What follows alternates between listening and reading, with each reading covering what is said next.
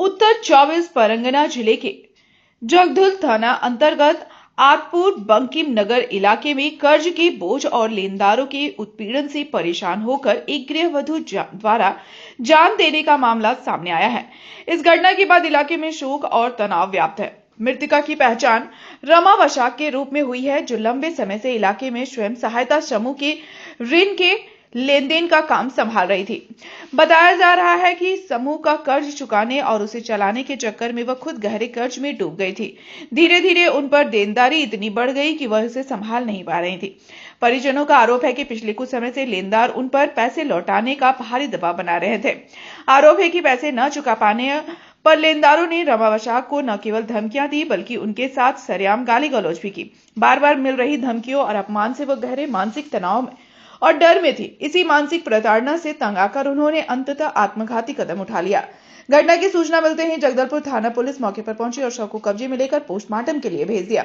Police इस बात की जांच कर रही है कि वे कौन से लोग थे जिन्होंने महिला को इस कदर परेशान किया कि उन्हें अपनी जान देनी पड़ी। मृतका के परिवार ने दोषियों के खिलाफ सख्त कार्रवाई की मांग की है। বলছি আপনার কে হন যিনি এরকম আমার মাসি আর ওর মা হয়। কি হয়েছে ঘটনাটা কি জানতে উনি পারলেন? সুইসাইড করেছেন। কি কারণ?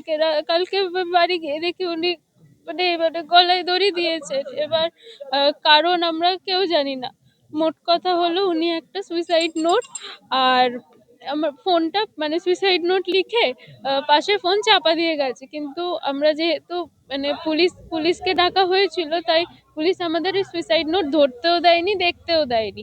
বলেছিল যে পরে আমরা এটার পেছনে তদন্ত করব।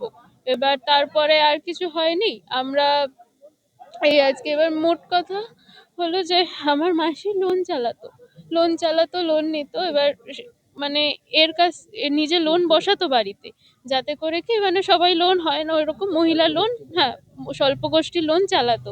সেখানে দাঁড়িয়ে উনি হয়তো কারোর কাছ থেকে টাকা ধার নিয়েছে, কেউ টাকা দেয়নি, তার পরিবর্তে সেই লোনটা মেটানোর জন্য টাকা ধার নিয়েছে বা লোন নিয়েছে, সেটা হয়তো মেটাতে একটু দেরি হয়ে গেছে বা পারেননি। লোনের যে লোকরা আসে তারা সবাই এসে অনেক অকথ্য ভাষায় গালাগালি দিয়ে তো যা নয় তাই বলতো। রাত 12টার সময় এসে নোংরা কথা বলতো। ওকে বলেছে তুলে নিয়ে যাবে, একটা 13 বছরের বাচ্চা। ওই লোনের লোকরাই বলতো। এক একবার এক এক রকম। আমি তো একসাথে থাকি না, ও সব সময় থাকে, যার জন্য ও বেচারি স্কুলে অবধি যেতে পারতো না। লোনের জন্য তার অপমানিত হয় নাকি অন্য কোনো কারণ কি মনে এবার হচ্ছে? এক্স্যাক্টলি তো আমরা জানি না। এবার সুইসাইড নোটটা আমাদের হাতে নেই স্যার। সুইসাইড নোট আমরা কিচ্ছু জানি না। ভাইরাল হয়েছে, এটা কি মনে হচ্ছে?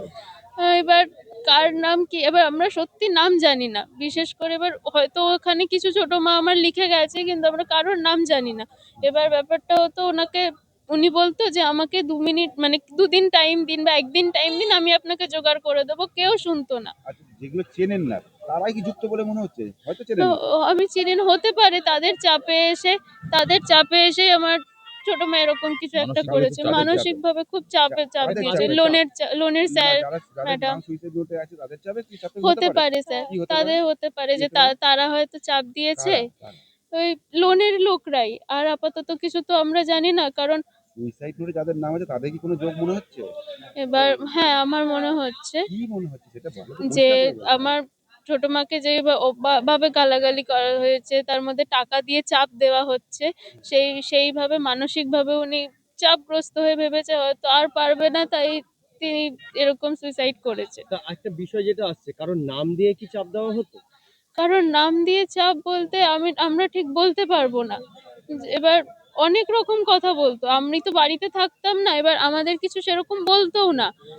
এবার আমরা চাইছি বিচার চাইছি। আমার ছোট মা এরকম মানুষ নয় যে সুইসাইড করবে, একদমই নয়। এবার তাকে দিনের পর দিন টাকার জন্য চাপ দেওয়া হয়েছে। সেই মানুষটা বলেছে মিটিয়ে দেবে টাকা, কারোর টাকা রাখবে না, তাকে বারবার চাপ দেওয়া হয়েছে। বলেছে। उत्तर 24 परगना से ब्यूरो रिपोर्ट, पीवीटीवी न्यूज।